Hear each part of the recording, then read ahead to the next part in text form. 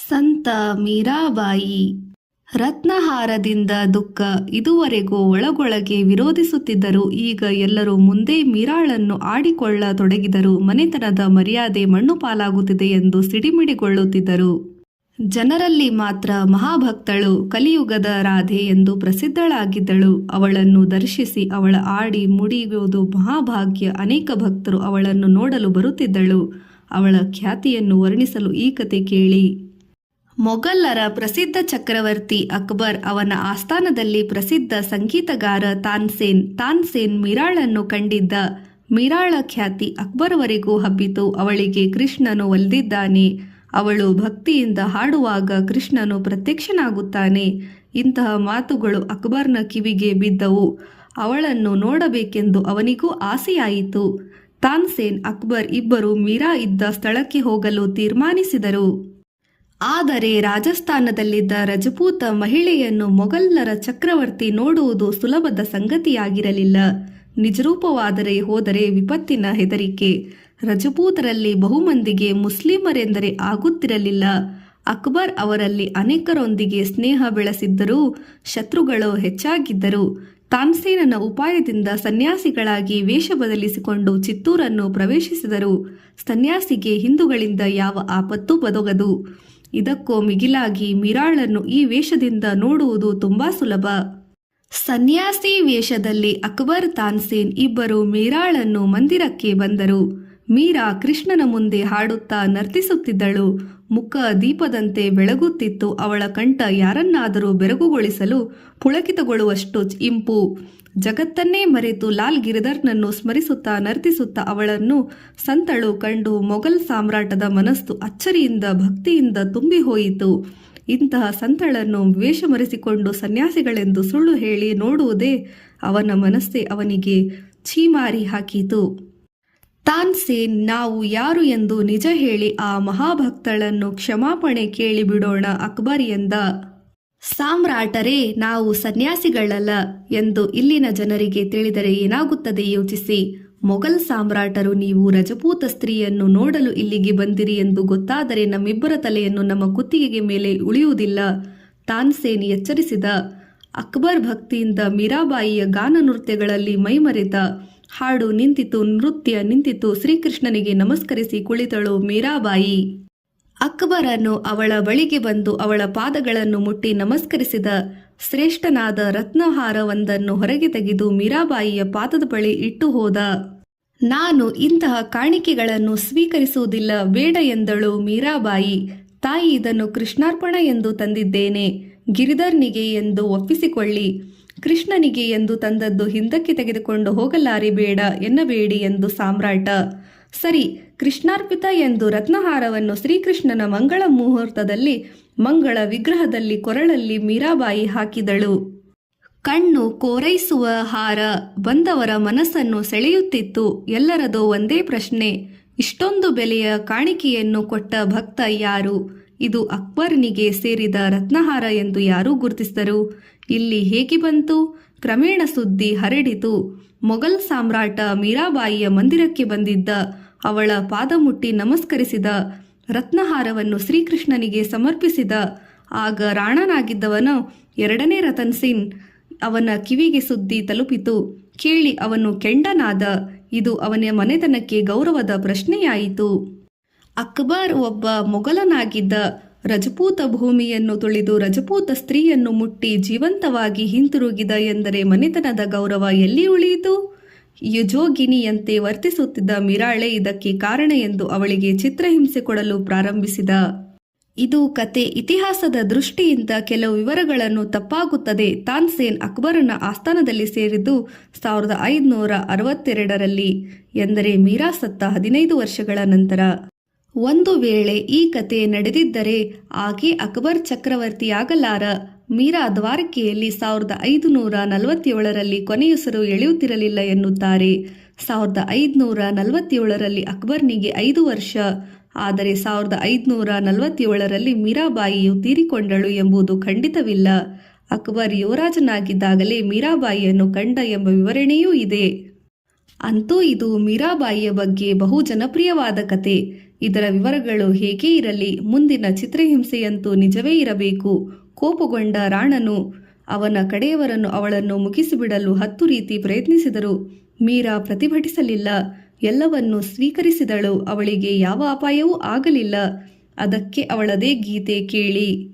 सांप पिटारो राणा भेजियो, मीरा हाथ दियो जाया, नाया दूज जब देखन लागी, सालीग्राम गई पाया, जहर का प्याला राणा भेजियो, अमृत दियो वणाया, नाई दूजा जाल पिवने लागी, अमर हो गई जाए, सूल सेज राणा ने भेजे, दीजो मीरा सुवाया, सांझ भजी मीरा सोवणे लागी, मनो फूल बिछाया, मीरा के प्रभु सदा सहाई, राखो विधान हटाया, भक्ति भाव में मस्त डोली, ಗಿರಿಧರ್ ಪೈ ಬಲಿ ಜಾಯ.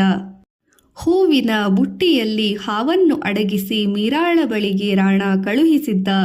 ಪೂಜಿಸುತ್ತಿದ್ದ ಮೀರಾ ಬುಟ್ಟಿಗೆ ಕೈ ಹಾಕಿದಳು. ಹಾವು ಸಾಲಿಗ್ರಾಮವಾಗಿ ಸಿಕ್ಕಿತು. ಗಂಡಕಿ ನದಿಯಲ್ಲಿ ದೊರಕುವ ಉರುಟಾಕಾರದ ಕಲ್ಲುಗಳನ್ನು ವಿಷ್ಣುವಿನ ಪ್ರತಿರೂಪ ಎಂದು ಪೂಜಿಸುವ ವಾಡಿಕೆ ವೈಷ್ಣವರಲ್ಲಿದೆ.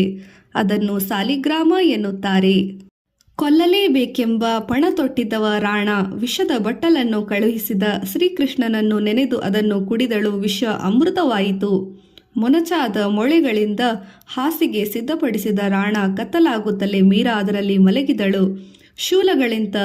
ಶೂಲಗಳಂತೆ ಇರಿಯಬೇಕಾಗಿದ್ದ ಮೊಳೆಗಳು ಹೂಗಳಾಗಿದ್ದವು. ಮೀರಾಳ ಸ್ವಾಮಿ ಆಪತ್ತಿನಿಂದ ಅವಳನ್ನು ಪಾರು ಮಾಡುತ್ತಾನೆ. ಅಪಾರ ಮಮತೆಯಲ್ಲಿ ಮತ್ತಳಾಗಿದ್ದ ತನ್ನನ್ನೇ ಅರ್ಪಿಸಿಕೊಂಡು ತನ್ನ ಸ್ವಾಮಿ ಗಿರಿಧರ್ನನ್ನು ಅರಸುತ್ತಾ ಸುತ್ತಾಡುತ್ತಿದ್ದಾಳೆ. ರಾಣಾನ ಚಿತ್ರಹಿಂಸೆಯ ವಿವರಗಳು ಹಲವು ಗೀತೆಗಳಲ್ಲಿ ಬರುವುದರಿಂದ ಇದು ಸತ್ಯವೇ ಆಗಿರಬೇಕು. ಮೀರಾ ಎಷ್ಟು ಅಪಾಯಗಳಿಂದ ಪಾರಾದದ್ದು ಹೇಗೆ? ತನ್ನ ಸ್ವಾಮಿಯ ಕೃಪೆ ಎಂದು ಮೀರಾ ನಂಬಿದ್ದಳು. ಭಕ್ತರು ಅದೇ ವಿವರಣೆಯನ್ನು ನಂಬುತ್ತಾರೆ. ಹೆಂಗಸನ್ನು ಕೊಂದರೆ ಪಾಪ ಬರುತ್ತದೆ ಎಂಬ ಭಯವೂ ಅಥವಾ ಜನಪ್ರಿಯಳಾಗಿರುವ ಮೀರಾಳ ಕೊಲೆ ಜನರನ್ನು ರೊಚ್ಚಿಗೆಬ್ಬಿಸಬಹುದೆಂಬ ಭಯವೂ ಅಂತೂ ರಾಣ ಮಾತ್ರ ಬಹಿರಂಗವಾಗಿ ಅವಳನ್ನು ಕೊಲ್ಲಲು ಪ್ರಯತ್ನಿಸಲಿಲ್ಲ. ರಹಸ್ಯ ಯೋಜನೆಗಳು ಸೋತಾಗ, ಹಿಂಸೆಗೂ ಜಗ್ಗದೆ ಅವಳು ನಿಂತಾಗ ಕುಲಗೇಡಿ ನೀರಿನಲ್ಲಾದರೂ ಮುಳುಗಿ ಸಾಯಬಾರದೆ ಎಂದು ಬೈದ. ಮೀರಾ ಶ್ರೀಕೃಷ್ಣನನ್ನು ನೆನೆದು ವಿಷವನ್ನು ಕುಡಿದಳು. ಮೇರೆ ತೋ ಗಿರಿಧರ್ ಗೋಪಾಲ್, ದೂಸ್ರೋ ನ ಕೋಯಿ. ಮೀರಾಳಿಗೂ ಈ ಮಾತು ತಿಳಿಯಿತು. ಸರಿ ಎನಿಸಿತು. ನೀರಲ್ಲಿ ಮುಳುಗಿದರೆ ತನ್ನ ಅತ್ತೆ ಮನೆಯವರಿಗೂ ಬೇಸರ ಮುಗಿಯುತ್ತದೆ. ತಾನು ತನ್ನ ಒಡೆಯ ಶ್ರೀಕೃಷ್ಣನನ್ನು ನೆನೆದಳು. ಶ್ರೀಕೃಷ್ಣನನ್ನು ಸೇರಬಹುದು, ಇದೊಂದು ಸುಲಭ ಮಾರ್ಗ ಎಂದು ನದಿಯ ಕಡೆ ನಡೆದಳು. ನದಿಯಂಚೆಗೆ ನಿಂತು ಮೀರಾಬಾಯಿ ಲಾಲ್ ಗಿರಿಧರ್ನನ್ನು ಶ್ರೀಕೃಷ್ಣನನ್ನು ನೆನೆದಳು. ಸ್ವಾಮಿ, ನನ್ನನ್ನು ನಿನ್ನಲ್ಲಿ ಸೇರಿಕೋ ಎಂದು ಬೇಡಿ ನೀರಿಗೆ ಹಾರಲು ಸಿದ್ಧಳಾದಳು. ಯಾರೋ ಮಾತನಾಡಿದಂತಾಯಿತು. ಆತ್ಮಹತ್ಯೆ ಬಹುಪಾಪ, ಬೇಡ, ನೀರಿಗೆ ಬೀಳಬಾರದು, ವೃಂದಾವನಕ್ಕೆ ಹೋಗು ಎಂದು ಹೇಳಿದ ಹಾಗಾಯಿತು. ಕೃಷ್ಣ ಆಡಿ ಬೆಳೆದ ಸ್ಥಳ ಬೃಂದಾವನ. ಬೃಂದಾವನಕ್ಕೆ ಸನ್ಯಾಸಿನಿ ಮೀರಾ ಹೊರಟಳು. ಅಲ್ಲಿ ರಾಜಕುಲದ ಮರ್ಯಾದೆಯ ಕಾಟವಿಲ್ಲ, ಅರಮನೆಯ ಕಟ್ಟಾಣೆ ಇಲ್ಲ, ರಾಣನ ಭಯವಿಲ್ಲ. ಸ್ವತಂತ್ರಳಾಗಿ ಮೀರಾ ಕೃಷ್ಣನ ಮುಂದೆ ನರ್ತಿಸುತ್ತಾ ಹಾಡುತ್ತಿದ್ದಳು. ಮೇರೆ ತೋ ಗಿರಿಧರ್ ಗೋಪಾಲ್, ದೂಸರೋ ನ ಕೋಯಿ. ಮೇರೆ ತೋ ಗಿರಿಧರ್ ಗೋಪಾಲ್, ದೂಸರೋ ನ ಕೋಯಿ. ನನ್ನ ಪಾಲಿಗೆ ಗಿರಿಧರ್ ಗೋಪಾಲ್ನೇ ವಿನಃ ಯಾರೂ ಇಲ್ಲ. ಬೃಂದಾವನದಲ್ಲಿ ಶ್ರೀಕೃಷ್ಣನೊಬ್ಬನೇ ಗಂಡು. ಬೃಂದಾವನದಲ್ಲಿ ಮೀರಾ ಇದ್ದ ಕಾಲದಲ್ಲಿ ನಡೆಯುತ್ತಿದ್ದಂತೆ ಹೇಳುವ ಒಂದು ಕತೆ ಸುಂದರವಾಗಿದೆ. ಬೃಂದಾವನದಲ್ಲಿ ಅನೇಕ ಸಂತರಿದ್ದರು. ಅವರಲ್ಲಿ ಜೀವಗೋ ಸ್ವಾಮಿ ಹೆಸರಾದವರು ತುಂಬ ಕಟ್ಟುನಿಟ್ಟಾಗಿ ಬಾಳಿ ಸಾಗಿಸುತ್ತಿದ್ದರು. ಹೀಗೆ ಅವರ ಜೀವನ ಸಾಗುತ್ತಿತ್ತು. ಹೆಂಗಸರ ನೆರಳು ಸೋಂಕಬಾರದು. ಇನ್ನು ಅವರನ್ನು ಹೆಂಗಸರು ನೋಡುವುದು ಹೇಗೆ? ಚೈತನ್ಯ ದೇವನ ಪಂಥಕ್ಕೆ ಸೇರಿದ ಭಕ್ತಿ ಮಾರ್ಗದ ಪ್ರಚಾರ ನಡೆಸುತ್ತಿದ್ದರು. ಸಾಧು ಸಂತರೆಂದು ತುಂಬ ಗೌರವವುಳ್ಳ ಮೀರಾ ಅವರನ್ನು ದರ್ಶಿಸಲು ಹೋದಳು. ಆಶ್ರಮದ ಹೊರಬಾಗಿಲಲ್ಲಿ ಅವರ ಶಿಷ್ಯ ತಡೆದ. ಸ್ವಾಮಿಗಳು ಹೆಂಗಸರನ್ನು ನೋಡುವುದಿಲ್ಲ ಎಂದ. ಈ ಮಾತಿಗೆ ಮೀರಾ ನಕ್ಕು ಬಿಟ್ಟಳು. ಬೃಂದಾವನದಲ್ಲಿ ಶ್ರೀಕೃಷ್ಣನೊಬ್ಬನೇ ಗಂಡು ಎಂದುಕೊಂಡಿದ್ದೆ. ಈಗ ಅವನಿಗೂ ಪ್ರತಿಸ್ಪರ್ಧಿಯೊಬ್ಬನಿದ್ದಾನೆ ಎಂದು ತಿಳಿಯಿತು ಎಂದಳು. ಈ ಮಾತು ಇಟಿಯ ಮೊಲೆಯಂತೆ ಜೀವ ಗೋಸ್ವಾಮಿಯನ್ನು ಇರಿಯಿತು. ಒಳಗಿನಿಂದ ಬರಿಗಾಲಿನಲ್ಲಿಯೇ ಹೊರಬಂದು ಮೀರಾಳನ್ನು ಗೌರವದಿಂದ ಒಳಕ್ಕೆ ಕರೆತಂದರು. ಇದಿಷ್ಟು ಕಥೆಯಾಯಿತು. ಭಕ್ತಿ ಮಾರ್ಗದಲ್ಲಿ ಗಂಡ ಹೆಂಡತಿಯರ ಪ್ರೇಮ ಭಾವ ಶ್ರೇಷ್ಠ ಎಂದು ಹೇಳಿದೆ. ಈ ಭಾವದಲ್ಲಿ ಜಗತ್ತಿನ ಎಲ್ಲ ಜೀವರಾಶಿಗಳು ಹೆಣ್ಣು, ದೇವರೊಬ್ಬನೇ ಗಂಡು. ಬೃಂದಾವನದಲ್ಲಿ ಶ್ರೀಕೃಷ್ಣ ಮಾತ್ರ ಗಂಡು, ಉಳಿದ ಎಲ್ಲ ಭಕ್ತರು ಗೋಪಿಗಳು. ಭಕ್ತರಲ್ಲಿ ಹೆಣ್ಣು ಗಂಡು ಎಂಬ ಭೇದ ಭಾವವಿಲ್ಲ. ಭಕ್ತರಲ್ಲೇ ಶ್ರೀಕೃಷ್ಣ ತಮ್ಮ ಪತಿ ಎಂಬ ಭಾವದಿಂದ ರಕ್ತಗತ ಮಾಡಿಕೊಂಡಿರಬೇಕು. ಇದೇ ಭಾವ ಇದ್ದರೆ ಹೆಣ್ಣನ್ನು ನೋಡಬಾರದು ಎಂಬ ಹಠವೇಕೆ? ಇದನ್ನು ತಿಳಿದು ತಾನು ಗಂಡೆಂದುಕೊಂಡು ವರ್ತಿಸಿದರೆ ದೇವರಿಗೆ ಪ್ರತಿಸ್ಪರ್ಧಿ ತಾನೇ. ಅರಮನೆ ಬಿಟ್ಟು ಹೊರಬಂದ ನಂತರ ಮೀರಾಳಿಗೆ ಅನೇಕ ಹಿರಿಯರ ಅಂದಿನ ಪ್ರಸಿದ್ಧ ಕವಿಗಳ ಸಹವಾಸ ಲಭಿಸಿತು. ಇದು ಅವಳಲ್ಲಿದ್ದ ಭಕ್ತಿಭಾವಕ್ಕೆ ಕವಿತಾಶಕ್ತಿಯ ಬಲ ನೀಡಿತು. ದ್ವಾರಕೆಯಲ್ಲಿ ಚಿತ್ತೂರಿನ ಮೇಡ್ತಾತ್ ರಾಜಕೀಯ ಪರಿಸ್ಥಿತಿ ತುಂಬಾ ಬದಲಿಸಿತು. ಮೀರಾ ಯಾರಿಗೂ ಬೇಕಾಗಿರಲಿಲ್ಲ. ಅವಳು ಕುಲಪಾತಕಿ ಎಂದೇ ಎಲ್ಲರೂ ಗಣಿಸಿದ್ದರು. ದೊಡ್ಡಪ್ಪ ಬೀರಂದೇವ್ ತನ್ನ ರಾಜ್ಯವನ್ನು ಉಳಿಸಿಕೊಳ್ಳಲು ಕಾದಾಡುವುದಾಗಿತ್ತು. ಇನ್ನು ಮೀರಾಳನ್ನು ಗಮನಿಸುವುದ ಎಲ್ಲೇ? ಇದಾವುದು ಅವಳಲ್ಲಿ ಹಿಡಿಸಿರಲಿಲ್ಲ. ನಿರ್ಲಿಪ್ತಳಾಗಿ ಸಂತರ ಸಂಘದಲ್ಲಿ ತೀರ್ಥಯಾತ್ರೆ ನಡೆಸಿದಳು. ಕೊನೆಗೆ ದ್ವಾರಕೆಯಲ್ಲಿ ನಿಂತಳು. ಅಲ್ಲಿಯ ರಣಛೋಡಜಿ ಶ್ರೀಕೃಷ್ಣನ ಇನ್ನೊಂದು ಹೆಸರು. ಮಂದಿರದ ಅವಳ ಆರಾಧನೆ ಸ್ಥಳವಾಯಿತು. ಅಪಾರ ಜನಪ್ರಿಯತೆಯನ್ನು ಗಳಿಸಿದ ಮೀರಾಳನ್ನು ತಮ್ಮವಳು ಎಂದು ಹೇಳಿಕೊಳ್ಳಲು ರಾಜಸ್ಥಾನದ ಅರಸಮನೆತನಗಳು ಹಿಂಜರಿಯುತ್ತಿದ್ದವು. ರಾಣಾ ಮೀರಾಳಿಗೆ ತುಂಬಾ ಅನ್ಯಾಯ ಮಾಡಿದ್ದಾನೆ ಎಂಬುದು ಪ್ರಸಾರವಾಯಿತು. ಎರಡನೇ ರತನ್ ಸಿಂಗ್ ಕೊನೆಯಲ್ಲಿ ಕೊಲೆಯಾದ ಅನಂತರ ಉದಯ್ ಸಿಂಗ್ ಪಟ್ಟಕ್ಕೆ ಬಂದ. ರಾಜವಂಶದ ಮೀರಾಬಾಯಿ ಹೀಗೆ ಒಬ್ಬಳೇ ಸಾಧು ಸಂತರ ಸಂಘದಲ್ಲಿದ್ದಾರೆ. ರಾಜಮನೆತನಕ್ಕೆ ಅಪಖ್ಯಾತಿ. ಆದುದರಿಂದ ಮೀರಾ ಚಿತ್ತೂರಿಗೆ ಹಿಂತಿರುಗಬೇಕು ಆತನ ಕೋರಿಕೆಯಾಗಿತ್ತು. ಅರಮನೆಯ ಚಿತ್ರಹಿಂಸೆ ರುಚಿ ಕಂಡ ಸನ್ಯಾಸಿನಿ ಮತ್ತೆ ಆ ಪಂಜರವನ್ನು ಬಯಸುತ್ತಾಳೆಯೇ? ಈ ಸಂದರ್ಭದಲ್ಲಿ ಸ್ವಾರಸ್ಯಕರವಾದ ಒಂದು ಕತೆ ಇದೆ. ತನ್ನ ಮಾತಿಗೆ ಮನ್ನಣೆ ಕೊಟ್ಟು ಮೀರಾ ಬರುವುದಿಲ್ಲ ಎಂದು ಉದಯಸಿಂಹನನ್ನು ಅರ್ಥವಾಯಿತು. ಚಿತ್ತೂರಿನ 5 ಬ್ರಾಹ್ಮಣರನ್ನು ಮೀರಾಳ ಬಳಿಗೆ ಕಳುಹಿಸಿದ. ಅವರು ಆಕೆಯನ್ನು ಚಿತ್ತೂರಿಗೆ ಹಿಂತಿರುಗಬೇಕೆಂದು ಕೋರಿದರು. ಅರಮನೆಗೆ ಹೋದರೆ ಮತ್ತೆ ಹಿಂದಿನ ಕಥೆಯೇ ಆಗುತ್ತದೆ ಎನಿಸಿತು ಮೀರಾಳಿಗೆ. ಈ ಹೊತ್ತಿಗೆ ಅವಳಿಗೆ ಸುಮಾರು 48 ವರ್ಷ ಎಂದು ಕಾಣುತ್ತದೆ. ಅವಳ ಗಂಡ ಭೋಜರಾಜನಿದ್ದಾಗಲೇ ಅರಮನೆಯಲ್ಲಿ ಅವಳ ಕೃಷ್ಣ ಪೂಜೆಗೆ ಅಡ್ಡಿ ಬಂದಿತ್ತು. ಅವಳು ಅರಮನೆಯನ್ನು ಬಿಟ್ಟು ಪ್ರತ್ಯೇಕ ಮಂದಿರಕ್ಕೆ ಹೋಗಬೇಕಾಯಿತು. ಗಂಡ ತೀರಿಕೊಂಡು 25 ವರ್ಷಗಳಾಗಿತ್ತು. ಅರಸ ಮನೆತನ ಅವಳನ್ನು ತಿರಸ್ಕರಿಸಿದರು. ಮೀರಾಬಾಯಿಯನ್ನು ಕೊಲ್ಲಲು ಪ್ರಯತ್ನಿಸಿದರು. ಎಲ್ಲರನ್ನು ಬಿಟ್ಟು ದ್ವಾರಕೆಗೆ ಬಂದು ಬಿಟ್ಟಳು. ಮೇರೆತೋ ಗಿರ್ಧರ್ ಗೋಪಾಲ್ ದೂಸರೋ ನೋ ಕೋಯಿ ಎಂದು ನಿರ್ಧರಿಸಿಬಿಟ್ಟಿದ್ದಳು. ಮತ್ತೆ ಅರಮನೆಗೆ ಬಂದರೆ ಎಂದರೆ ಸೆರೆಮನೆಗೆ ಹೋಗುವುದಂತೆ. ಬರುವುದಿಲ್ಲ ಎಂದಳು ಮೀರಾ. ಬ್ರಾಹ್ಮಣರನ್ನು ರಾಣಾ ಕಳುಹಿಸಿದ್ದ.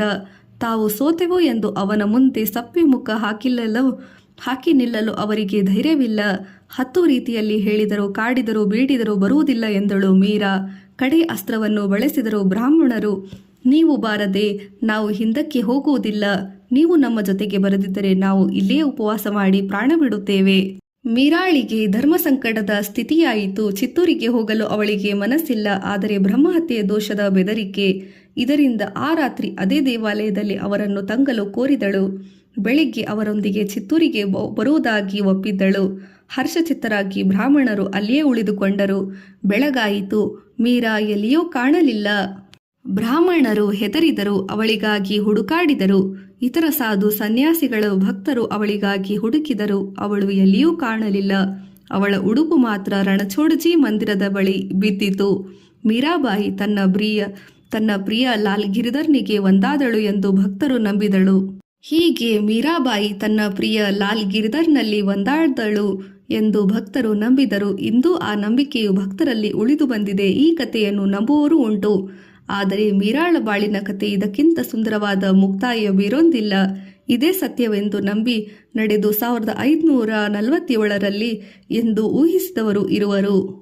ಮೀರಾಬಾಯಿ ಸಾಯಲಿಲ್ಲ. ಅಲ್ಲಿಂದ ಮಾರುವೇಷದಲ್ಲಿ ತಪ್ಪಿಸಿಕೊಂಡು ಹೋಗಿರಬೇಕೆಂದು ಹಲವಾರು ಅನುಮಾನಿಸುತ್ತಾರೆ. ಆದರೆ ಇದಾದ ನಂತರ ಅವಳ ಬಾಳಿನ ಬಗ್ಗೆ ಅವರು ಏನೂ ಹೇಳಲಾರರು. ಅವಳ ಹೆಸರು ಎಲ್ಲಿಯೂ ಕೇಳು ಬರಲಿಲ್ಲ. ಜನರ ಬಾಯಲ್ಲಿ ಈ ಬಗ್ಗೆ ಉಳಿದು ಬಂದಿರುವ ಕಥೆಗಳೂ ಇಲ್ಲ. ಆದ್ದರಿಂದ ಎಲ್ಲ ಕಷ್ಟ ನಿಷ್ಠುರಗಳ ಮಧ್ಯೆ ಧೈರ್ಯವಾಗಿ ಅಚಲವಾಗಿ ನಿಂತ ಮೀರಾಳ ಬಾಳಿನ ಅವಳ ಪ್ರಿಯ ಸ್ವಾಮಿ ಶ್ರೀಕೃಷ್ಣ. ಹೀಗೆ ಶ್ರೀಕೃಷ್ಣನ ಸೇರಿದ್ದೇ ಮುಕ್ತಾಯ ಎಂಬುದು ಬಹು ಉಚಿತವಾದ ನಂಬಿಕೆ.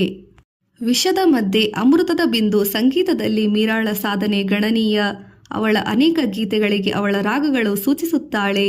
ರಾಗ ಗೋವಿಂದ, ಮೀರಾ ಮಲ್ಹಾರ್ ಅವಳದೇ ಸೃಷ್ಟಿ. ಮೀರಾಳ ಗೀತೆಗಳನ್ನು ಸಂಗೀತಕ್ಕೆ ಸುಲಭವಾಗಿ ಅಳವಡಿಸಬಹುದು. ಜನರ ಬಾಯಲ್ಲಿ 400ಕ್ಕೂ ಹೆಚ್ಚು ವರ್ಷಗಳಲ್ಲಿ ಈ ಗೀತೆಗಳು ಉಳಿದು ಬಂದಿರುವುದು ಗುಟ್ಟೂ ಇದೆ. ಮೀರಾಬಾಯಿ ಬರೆದಿದ್ದು ಎನ್ನಲಾಗುವುದು ಹಲವಾರು ಕೃತಿಗಳ ಉಲ್ಲೇಖ ದೊರೆಯುತ್ತದೆ. ಆದರೆ ಪದ ಎಂದು ಕರೆಯಲ್ಪಡುವ ಅವಳ ಗೀತೆಗಳೇ ಮುಖ್ಯ. ಇದುವರೆಗೂ 400ಕ್ಕೂ ಹೆಚ್ಚು ಪದಗಳನ್ನು ಸಂಗ್ರಹವಾಗಿವೆ. ರಾಜಸ್ಥಾನದ ಅರಸು ಮನೆತನಗಳಲ್ಲಿ ಚರಿತ್ರೆಗಳಲ್ಲಿ ಮೀರಾಬಾಯಿ ಹೆಸರಿನ ಉಲ್ಲೇಖ ಎಲ್ಲೂ ಇಲ್ಲ.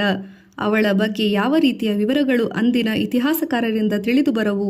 ಅದನ್ನು ಗಮನಿಸಿದರೆ ಅವಳನ್ನು ಚರಿತ್ರೆಯಿಂದಲೇ ತೊಡಕು ಹಾಕುವ ಪ್ರಯತ್ನ ನಡೆದಿತು ಎನಿಸುತ್ತದೆ. ಬದುಕಿದ್ದಾಗ ಹಿಂಸಿಸಿ ಇಲ್ಲವಾಗಿಸಲು ಪ್ರಯತ್ನಿಸಿದರೂ ಚರಿತ್ರೆಯಲ್ಲೂ ಅವಳನ್ನು ಇರಬಾರದೆಂದು ಹೀಗೆ ಮಾಡಿದ್ದರೂ ಹೆಚ್ಚಿನಿಲ್ಲ. ಮತ್ಸರ, ಅಸೂಹೆ ಯಾವ ಕೆಲಸವನ್ನಾದರೂ ಮನುಷ್ಯನಿಂದ ಮಾಡಿಸುತ್ತದೆ. ಜನರ ಮನ ಸೋರೆಗೊಂಡ 100 ವರ್ಷಗಳಿಂದ ಅವರ ನಾಲಿಗೆ ಮೇಲೆ ಜೀವಂತವಾಗಿದ್ದಾಳೆ. ಈಗ ಮೀರಾಳ ಜೀವನ ಚರಿತ್ರೆಯಲ್ಲಿ ಇತಿಹಾಸದಲ್ಲಿ ಹುಡುಕಿದಾಗ ಅವಳನ್ನು ದ್ವೇಷಿಸಿ ಕುಲಕ್ಷಕವಾಗಿ ಕಂಡು ಚರಿತ್ರೆಯಿಂದಲೇ ಹೊರದೂಡುವ ಪ್ರಯತ್ನಿಸಿದ ಅಧಿಕಾರವು ಅಹಂಕಾರದಿಂದ ಅಂದಿನ ಅರಸರ ಬಗ್ಗೆ ಉಪೇಕ್ಷಾಭಾವ ತೋರಿಸಬೇಕಾಗುತ್ತದೆ. ಆದರೆ ಅವರ ಕ್ರೌರ್ಯಕ್ಕೆ ತುತ್ತಾದ ಮೀರಾ ಕೋಪವನ್ನು ತೋರಿಸಲಿಲ್ಲ. ವಿಷದ ಮಧ್ಯೆ ಅಕಳಂಕವಾಗಿ ನಿಂತ ಅಮೃತ ಬಿಂದುವನಂತೆ ಎಲ್ಲ ದ್ವೇಷ, ಅಪವಾದ, ಹಿಂಸೆಗಳ ನಡುವೆ ಲಾಲ್ ಗಿರಿಧರ್ನಲ್ಲಿ ಮನಸ್ಸು ನಿಲ್ಲಿಸಿ ಅವನನ್ನು ಹಾಡಿ ಹೊಗಳಿದಳು. ಭಕ್ತ ತನ್ನ ದೇವರಿಗಾಗಿ ಎಂಥ ಕಷ್ಟವನ್ನಾದರೂ ಸಹಿಸುತ್ತಾನೆ. ದೇವರನ್ನು ಅವನು ಎಂದೂ ಬಿಡುವುದಿಲ್ಲ. ತನ್ನ ಗುರಿಯನ್ನು ಅವನು ಸಾಧಿಸುತ್ತಾನೆ. ಅವರಿವರ ಗೊಡವೆ ಅವನಿಗೆ ಇಲ್ಲ ಎಂದು ನಗುನಗುತ್ತಾ ಮೀರಾ ಹೇಳಿದಂತೆ ಭಾಸವಾಯಿತು. 400 ವರ್ಷಗಳನ್ನು ದಾಟಿ ಹಾಡು ಕೇಳುತ್ತದೆ. ಮೇರೆ ತೋ ಗಿರಿಧರ ಗೋಪಾಲ್ ದೂಸರೋ ನ ಕೋಯಿ, ಮಾತಾ ಛೋಡಿ ಪಿತಾ ಛೋಡೆ ಛೋಡೆ ಸಕ सोई, साधा संग बैठी बैठी लोक लाज खोई, संत देख दौड़ी आई जगत देख रोई, प्रेम असो डार डार अमर बेल बोई, मारक में तारण मिले संत नो दोई, संत सदा शीस पर नो रौदो होई, अब तो बात फैली गई जानू सब कोई, दासी ಮೀರಾ ಲಾಲ್ ಗಿರಿಧರ್ ಹೋನಿ ಸೋ ಹೋಯಿ. ನನ್ನ ಪಾಲಿಗೆ ಗಿರಿಧರ ಗೋಪಾಲ್ನ ವಿನಃ ಯಾರೂ ಇಲ್ಲ. ತಾಯಿಯನ್ನು ಬಿಟ್ಟೆ, ತಂದೆಯನ್ನು ಬಿಟ್ಟೆ, ಸಂಬಂಧಿಗಳನ್ನೆಲ್ಲ ಬಿಟ್ಟಾಗಿದೆ. ಸಾಧುಗಳ ಸಂಗತಿಯಿಂದ ಲಜ್ಜೆ ಬಿಟ್ಟೆ ಸಂತರ ಬಳಿಗೆ ಓಡಿದರೆ ಪ್ರಪಂಚದ ರೀತಿ ನೀತಿಗಳು ನನ್ನ ಹಾದಿಗೆ ಅಡ್ಡವಾದವು. ಆಗ ಕಣ್ಣೀರು ಸುರಿಸಿದೆ. ಆ ಕಣ್ಣೀರಿನಿಂದಲೇ ಪ್ರೇಮದ ಬಳ್ಳಿಯನ್ನು ಜೀವಂತವಾಗಿರಿಸುವೆ. ನನ್ನ ಹಾದಿಗೆ ದೊರೆತ ದೀಪಗಳು ಸಂತರು. ಶ್ರೀಕೃಷ್ಣನ ನಾಮ. ಶ್ರೀಕೃಷ್ಣ ಹೃದಯದೊಳಗಿನಿಂದ, ಸಂತರು ಹೊರಗಿನಿಂದ ನನ್ನ ದಾರಿಯನ್ನು ಬೆಳಗಿಸಿದ್ದಾರೆ. ಸ್ವಾಮಿ, ದಾಸಿ ಮೀರಾ ನನ್ನವಳು. ನಿನ್ನನ್ನು ಸೇರುವುದು ಅವಳ ಗುರಿ. ಯಾವ ರೀತಿಯ ಸುದ್ದಿ ಯಾರು ಹರಡಿದರೇನು, ಯಾರು ಏನೆಂದರೇನು? ಶ್ರೀಕೃಷ್ಣ ಮೀರಾಬಾಯಿ ನಿಜ ಭಕ್ತ ಮತ್ತು ದೇವರು. ಮೀರಾಬಾಯಿ ನಮ್ಮವಳು.